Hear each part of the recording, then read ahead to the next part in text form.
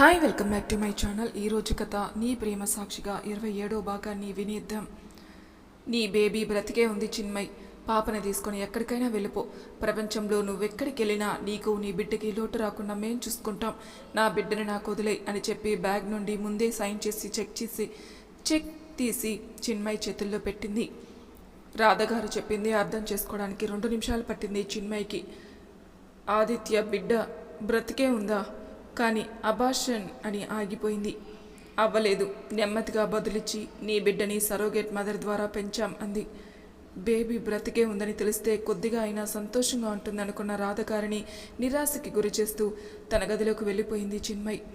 ఏ భావము కనపడిని ఆమెనే చూస్తూ అబ్బీకి తెలిస్తే గొడవ అవుతుందేమోనమ్మ అంది గీత. తప్పదు గీత, ఆ అమ్మాయి వాడి జీవితంలోకి వచ్చినప్పటి నుండి వాడికి ఊపిరి కూడా సలపనివ్వడం లేదు. తను వాడికి కరెక్ట్ కాదు, కానీ మనకు తెలుసు కదా. అభి సంతోషం. చిన్మయ్య స్వచ్ఛంగా నవ్వాల్సిన నా కొడుకు గత కొన్ని నెలలుగా ప్రశాంతంగా కూడా ఉండలేకపోతున్నాడు.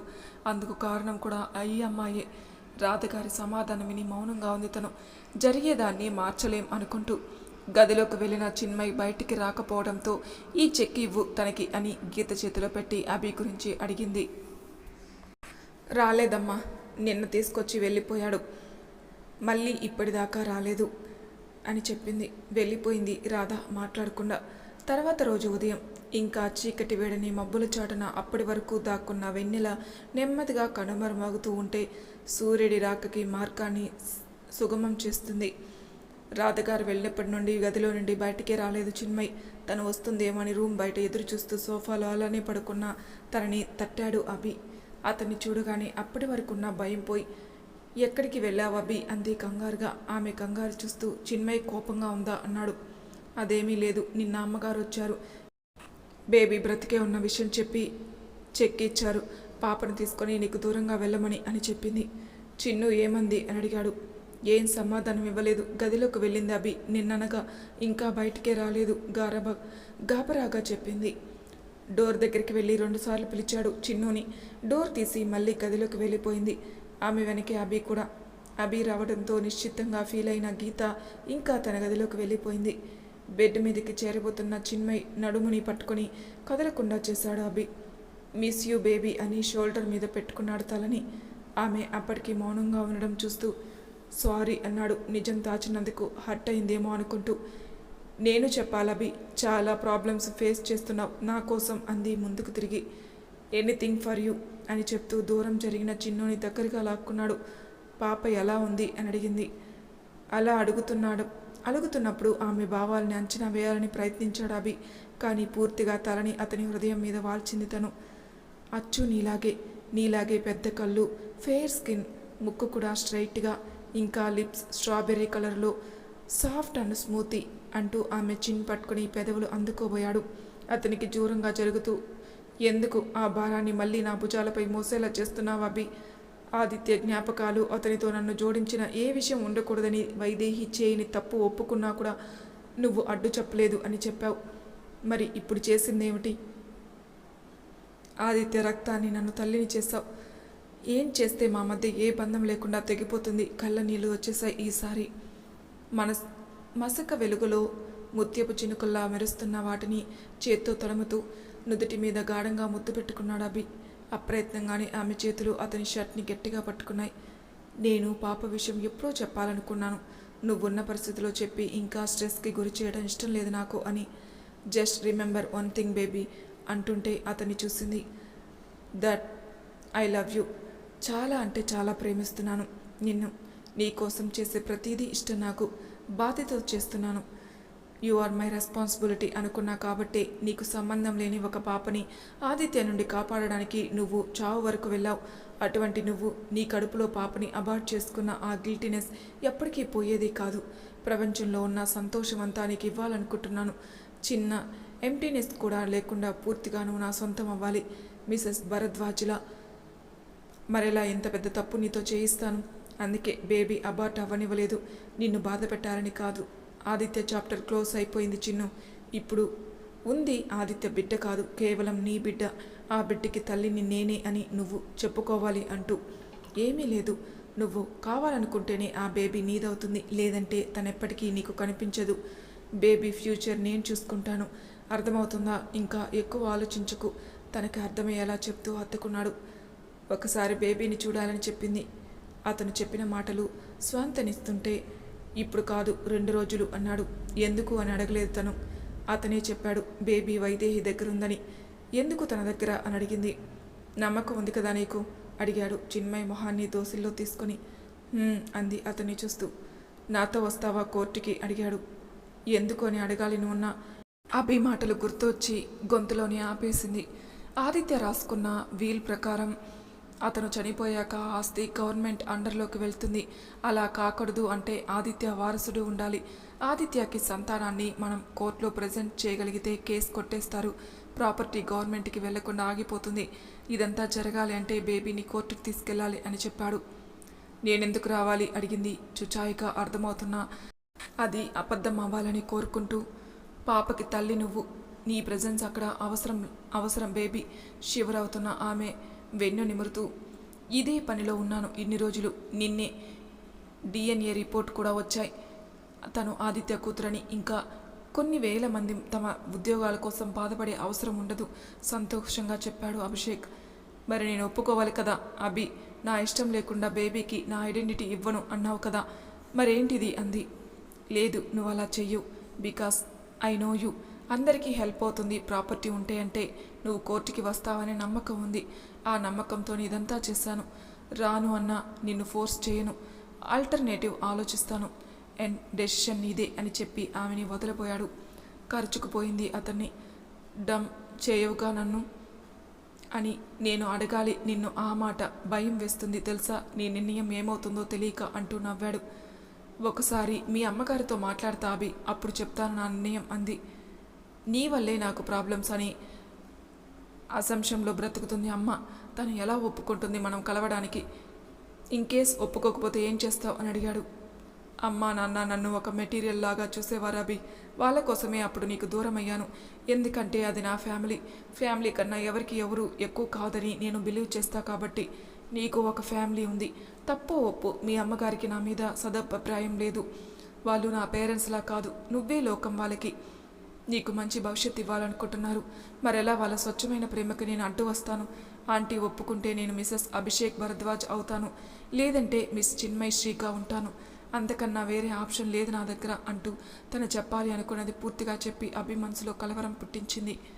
కానీ ఆమె నిర్ణయానికి వ్యతిరేకంగా అప్పుడు వెళ్ళలేదు, ఇప్పుడు వెళ్ళలేదు అతను. అదే ఆమెకి చెప్పి పడుకుందామా అన్నాడు. ఏ టైంకి వెళ్ళాలి బెంగళూరుకి అంది. ఆఫ్టర్నూన్ సెషన్ అక్కడ 3 వరకు ఉంటే చాలు అన్నాడు. టైం ఇంకా 5 కూడా అవ్వకపోవడంతో బెడ్ మీద చేరింది. ఆమె పక్కనే మరోవైపు చేరి పడుకున్న అభిని చూస్తున్న చిన్మయ్ చేయి పట్టుకుని లాగి అతని మీద పడుకోబెట్టుకున్నాడు. నీ రూమ్కి వెళ్ళొచ్చుగా బిడియంగా అంది. నువ్వు ఇక్కడే ఉంటే నాకు అక్కడ నిద్రలా వస్తుంది అన్నాడు. సర్వం మారిన అతని మాటలకి ఆమె బుగ్గలు ఎర్రగా అయ్యాయి. ఆ వెలుతురులో వాటిని చూసే అదృష్టం అభికి లేకుండా పోయింది. అతను ఉన్నాడనే భరోసానేమో ఏమో తెలియదు కానీ జోల పాడుతున్న హృదయ సవ్వడి వింటూ కళ్ళు మూసుకున్న కొద్దిసేపట్లోని గాఢ నిద్రలోకి జారుకుంది. ఇక్కడ అభికి నిద్ర కరువైంది 2 కారణాలతో. ఒకటి, రాధగారితో ఏం మాట్లాడుతుంది? ఒకవేళ ఆమె మాట్లాడినా అమ్మ ఒప్పుకుంటుందా? 2, పాప చెప్పడం అయితే చెప్పాడు, నువ్వు అంగీకరిస్తేనే బేబీ మన దగ్గర ఉంటుంది, లేదా తన ఫ్యూచర్ నేనే చూసుకుంటాడు. కానీ అప్పుడే లోకాన్ని చూసిన ఒక పాపకి తల్లిని దూరం చేసి తనని అనాథలా పెంచాలా అని ఆలోచన అభి ఆలోచనని నిలువటీయటం లేదు. అంతలోనే ఉలిక్కిపడి నిద్రలేచిన ఆమె ముందు కూర్చుని గాబరాగా చేయి పట్టుకొని ఏం జరిగింది అని అడిగాడు. మౌనంగా ఉంది తను. చిన్ను అని పిలిచాడు మృదువుగా. పాప పేరు పెట్టారా? ఏ పేరు పెట్టావు? చాలా నెమ్మదిగా అడగాలా వద్దా అన్నట్టుగా మొహమాటంగా అడిగింది అభిని. ఇంకా పెట్టలేదు, నువ్వే చెప్పు అన్నాడు. అభి వైపు కోపంగా చూసి పడుకుంది. మళ్ళీ చిన్నగా నవ్వి తను పడుకున్నాడు. గత కొన్ని రోజులుగా నిద్ర లేకుండా గడిపిన అభి ఆ రోజు కూడా నిద్ర లేకుండానే గడిపేశాడు. 8 అవుతుంటే నిద్ర లేపాడు చిన్మయిని. వెళ్ళడం ఇష్టం లేదు. అక్కడికి వెళ్ళి అందరిలో తను ఆదిత్య బిడ్డకి తల్లి అని చెప్పాలని అనుకోలేదు కానీ తప్పడం లేదు ఆమెకి. అభి అడిగాడు. తన గురించి ప్రతిదీ ఆలోచించే తనకి ఆమె సుముఖత చూపించడం లేదని తెలియదా? అప్పటికి రమ్మన్నాడు అంటే కాదని చెప్పడం చిన్మయికి ఇష్టం లేదు. నువ్వు రెడీ అయ్యేసరా ముందు అంటూ తను మరోవైపు తిరిగి పడుకుంది. అరగంటకి మళ్ళీ తనని లేపడానికంటూ భుజం మీద చెయ్యి వేసి చెయ్యిని చూసి లేచింది. నీకు నచ్చకపోతే ఇప్పుడే డ్రాప్ అవ్వు చిన్ను అన్నాడు. నువ్వైతే నేను వస్తానని నమ్మావు కదా అని వెళ్ళింది. ఆమె వెళ్ళిన వైపే కొద్దిసేపు చూసి వెళ్ళిపోయాడతను. చీర కట్టుకుని రూంలోకి వచ్చి సర్దుతున్న కుర్చీలు పట్టుకుని నిల్చుంది. లోనికి వచ్చిన అభిని చూస్తూ. తన ముందుకు వచ్చిన అభిని భయంగా చూస్తున్న ఆమె మెడ దగ్గర చేయి పెట్టి తడవకుండా చేయాలి అన్నారు. గీతక్క హెల్ప్ తీసుకోవాల్సి కదా అని అడిగాడు. అతని కన్సర్న్కి మురిసిపోతున్నా బయటపడని తను ఇట్స్ ఓకే నువ్వు వెళ్ళు అంది. ఒక స్ట్రేంజ్ లుక్ ఇచ్చి చిన్న పిల్లల చేయమాకు అంటూ మిర్రర్ ముందుకు వెళ్ళి కోమ్ చేసుకుంటున్నాడు. చిన్న పిల్లనేంటి, నువ్వుంటే శారీ ఎలా కట్టుకోవాలి అభి అయోమయంగా అడుగుతున్న ఆమె వైపు చూడకుండా నేనుంటే ప్రాబ్లం ఏంటి అన్నాడు చెవి దగ్గర చిన్నగా. అతన్ని కుడి చేతితో తోస్తూ సరే కూర్చో అని జారిన పవిట మెడ మీద వేసుకుని కుర్చీలు పెట్టుకుంటుంది అటు తిరిగి.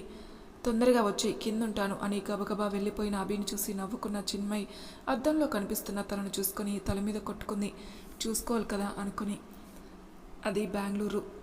కోర్టు హియరింగ్ తర్వాత చిన్మయ్ని తీసుకొచ్చిన అభి ఇప్పటి వరకు చిన్మయ్తో ఎవరిని మాట్లాడనివ్వలేదు. వైదేహి ఎన్నిసార్లు తనతో మాట్లాడాలని అడిగినా ఇప్పుడు కాదు అని సున్నితంగా తిరస్కరించాడామని. జరిగిన ఇన్సిడెంట్ తిరిగి చిన్మయ్ గుర్తు చేసుకోవడం అతనికి ఇష్టం లేదు. అనేకంటే ఆ ఇన్సిడెంట్ వల్ల మళ్ళీ ఆదిత్య తన ఊహల్లోకి రావడం కూడా ఇష్టం లేదు. విధి ఎలాంటిది అంటే వద్దు అనుకున్న ఆదిత్యని గుర్తు చేస్తుంది. తన బిడ్డకి తల్లిని చేసిన పరిచయం అక్కర్లేదనుకున్న అభికి కేసు గెలవాలి అంటే తప్పకుండా ఆదిత్య బిడ్డ ఉండాల్సిన సిచ్యువేషన్స్ ఎదురుపడ్డాయి. తన స్వార్థం కోసం ఆదిత్య కంపెనీస్ నమ్ముకున్న కొన్ని వేల మందికి ఇప్పుడు ఉద్యోగాలు పోతాయి. ముఖ్యంగా వైదేహి పరిస్థితి ఏదైనా చిన్మయ్ చేసిన దానిని తన మీదకి వేసుకుంది. అలాంటి తనకి ఏ ఆధారం లేకుండా చేయగలడా? చిన్మయ్ బాధపడినా తోడుగా తను ఉన్నాడు ఆ బాధ తీర్చడానికి. కానీ వైదేహికి పీయూష్ ఎంతవరకు ఉంటాడో తెలియదు.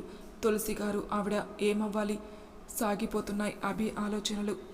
భుజం మీద తలపెట్టుకున్న చిన్మయ్ జుట్టు మీదకి కిస్ చేసి కోర్టు రావడంతో ఇద్దరు వెళ్లారు. వైదేహి కనిపించగానే థ్యాంక్ యూ అంది తను నెమ్మదిగా. నేను చెప్పాలి చిన్మయ్ అంది చేయి పట్టుకుని నొక్కుతూ. లాయర్ గారు వస్తూనే చిన్మయ్ని చూసి మీడియా అంతా ఇక్కడే ఉంటుంది అభి, అమ్మాయి ఇక్కడొద్దు అంటూ కోర్టు హాల్లో ఉన్న మరో రూంలోకి తీసుకెళ్తుంటే ఏం జరుగుతుంది అభి అంది. కొద్దిసేపు ఇక్కడే ఉండమ్మా అంతా అర్థమవుతుంది పద అభి అని హడావిడి చేయడంతో టైం చూసుకొని జాగ్రత్త అంటూ వెళ్లారు. వైదేహితో పాటు పీయూష్ కూడా. తను తప్పకుండా ఉండాలని తీసుకొచ్చిన అభి ఇప్పుడు సెషన్ స్టార్ట్ అయ్యి గంట అవుతున్నా ఎవరు తన కోసం రాకపోవడంతో ఏం జరుగుతుంది అర్థం అవ్వక అయోమయంలో ఉండింది. దాదాపు మరో గంటకి పీయూష్ వచ్చాడు చిన్మయ్ దగ్గరికి. మరో ఇద్దరు కూడా. అభి ఎక్కడ అతన్ని అడిగింది. ఆమె ముందుకు వెళ్ళి ఎదురుగా అరేంజ్ చేస్తున్న స్క్రీన్ చూపిస్తూ మీరు జడ్జి గారితో మాట్లాడాలి అంటూ అయోమయంగా చూస్తుంటే ఇక్కడి నుండే అన్నాడు. అర్థం కానట్టుగా చూసింది. మీ బేబీ డిఎన్ఏ ఆదిత్య డిఎన్ఏతో మ్యాచ్ అయింది. బేబీ కోసం మీకోసం ఆదిత్య ఏం చేశాడో ఆ హాస్పిటల్లో వాళ్ళతో సాక్ష్యం చెప్పించాడు అభి. అలాగే ఆదిత్య విక్టిమ్ మీరే అని తెలియకూడదని స్పెషల్ పర్మిషన్ తీసుకున్నారు. వాళ్ళు ఒప్పుకున్నారు. ఇలాంటి కేసులో ఒక విక్టిమ్కి తన ఐడెంటిటీకి చెప్పకపోవడం పూర్తిగా ఆమె ఇష్టం. అందుకే మీకు ఇష్టం లేదని చెప్పి ఇలా అరేంజ్ చేశారని చెప్పాడు. తర్వాత వీడియో సెషన్స్తో జడ్జితో మాత్రమే మాట్లాడింది చిన్మయ్.